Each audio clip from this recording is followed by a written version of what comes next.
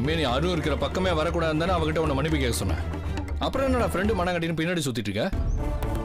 Sir நான் ஃபாலோலாம் பண்ணல sir. யதார்த்தமாக தான் சார் இங்கே பார்த்தேன். ஏய், இந்த கதையெல்லாம் என்கிட்ட வேண்டாம். இனிமே நான் உன்னை பார்க்கவே கூடாது.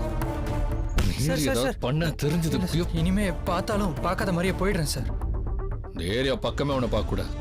மீறி என் கண்ணில் மாட்டின அவனை செத்த பட. டேய் என்ன தங்கச்சி போன பக்கமே போற? இந்த பக்கம் போ. இல்ல இந்த வழியா தான் சார் போகணும். சுத்தின்னு போடா போ. 2 சட்டி போட்டுன்னு வந்துட்டானுங்க.